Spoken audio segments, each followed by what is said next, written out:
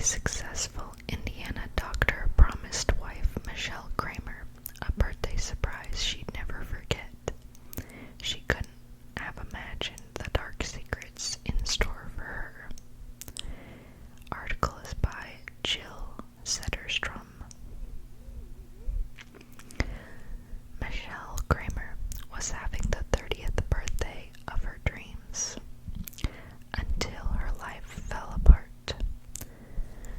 The Chicago resident was celebrating the milestone in September of 2009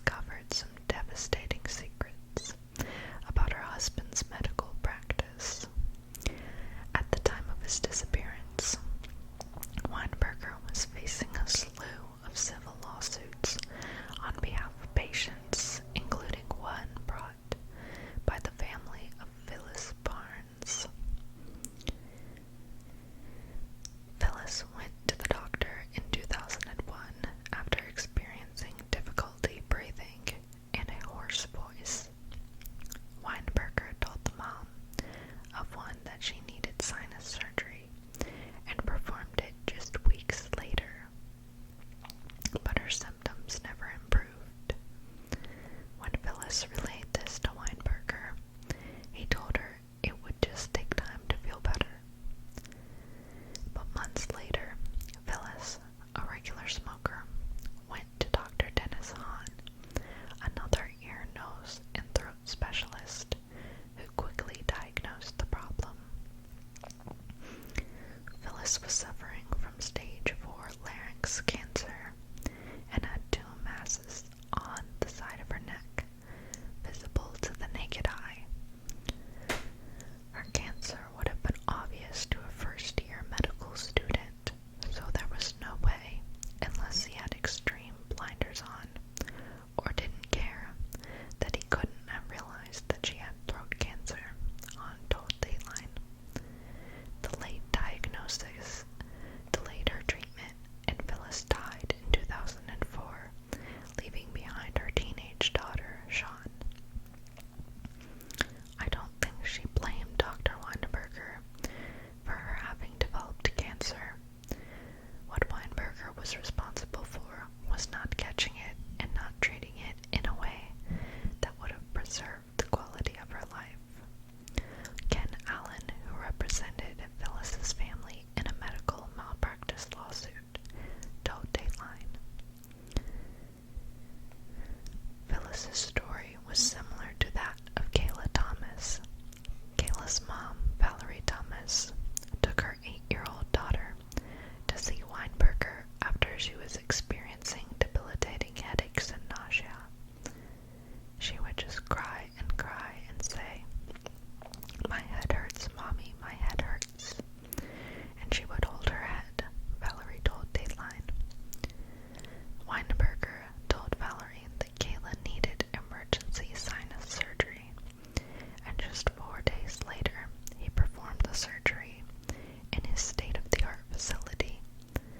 But, like Phyllis, Kayla's symptoms didn't go away, and other doctors would eventually diagnose her with a non-cancerous brain tumor, according to WMAQ, a Chicago-based NBC-owned TV station. After Kayla's needless sinus surgery, the child developed scar tissue that prevented doctors from being able to remove the full tumor, and she spent years struggling with medical complications.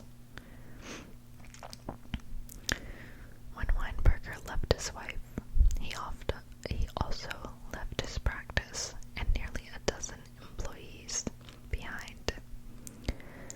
Bob Handler, a turnaround specialist called in by a bank to save the fledgling practice, learned that in 2003 alone, Weinberger had billed $13 million to insurance companies, an amount far greater than what was normal for a solo practitioner. The U.S. Attorney's Office in Indiana opened a criminal fraud investigation and determined that Weinberger had been billing for procedures that he never even performed. In 2006, a grand jury indicted him on 22 counts of healthcare fraud, and a warrant was issued for his arrest. But Weinberger remained missing. The state also revoked his medical license. How Mark Weinberger was caught.